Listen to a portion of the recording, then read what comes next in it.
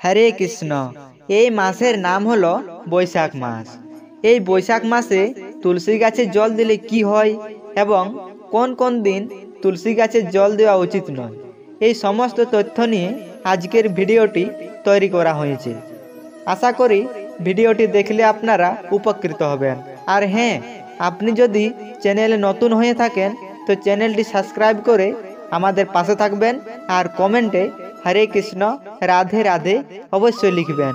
আমাদের বাংলা পঞ্জিকা অনুসারে এই মাস হলো বছরের প্রথম মাস, আর শাস্ত্র অনুসারে এই মাসের আরেক নাম হলো মাধব মাস। পদ্ম পুরাণে বৈশাখ মাহাত্ম্যে বলা হয়েছে, কেউ যদি ভগবান শ্রীকৃষ্ণকে বা মাধবকে গৌরবর্ণ তুলসী বা কৃষ্ণবর্ণ তুলসী দ্বারা পূজা করে বা ভগবানের চরণে তুলসী প্রদান করে, তাহলে তার আর পুনর্জন্ম হয় না।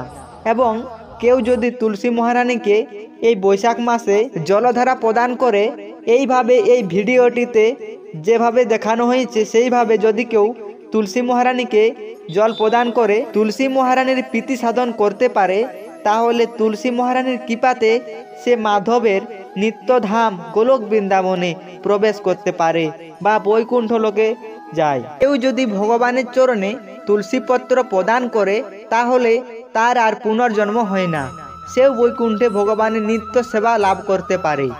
এই মাসে যদি কেউ প্রাতঃ স্নান করতে পারে, তাহলে তার মহিমা শাস্ত্রে অবর্ণনীয়। অর্থাৎ বছরে 3টি মাস রয়েছে, একটি হলো বৈশাখ মাস, কার্তিক মাস আর মাঘ মাস।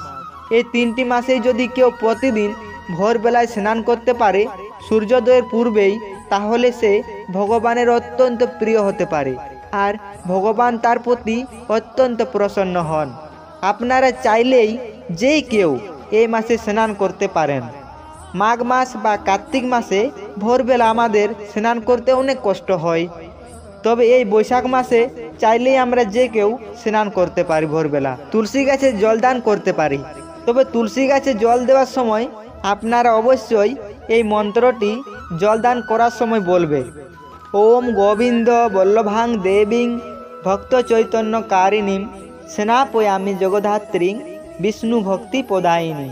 আর তুলসী মহারানীকে প্রণাম করার সময় এই মন্ত্রটি বলবে, ওম বৃন্দায় তুলসী দেব্যায় পিয়ায় কেশবস্য চ বিষ্ণু ভক্তি পদে দেবী সত্যবত্যই নমঃ নমঃ। তবে কোন কোন দিন তুলসী পাতা তোলা নিষিদ্ধ বা তুলসী পাতা তোলা যাবে না, যেমন একাদশীর পর দিন অর্থাৎ দ্বাদশীর দিন তুলসী পাতা তুলবে না।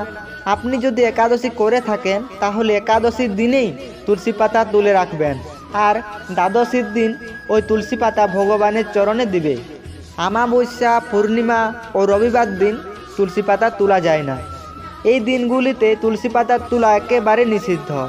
2025-এ বৈশাখ মাস প্রায় শেষের দিকে, তাই কয়দিন আমিষ আহার বর্জন করুন, এতে ভগবান আপনার প্রতি প্রসন্ন হবেন। আর এই ভিডিওটি ভালো লাগলে আপনাদের যারা প্রিয়জন, বন্ধু বান্ধব, এদের অবশ্যই শেয়ার করুন।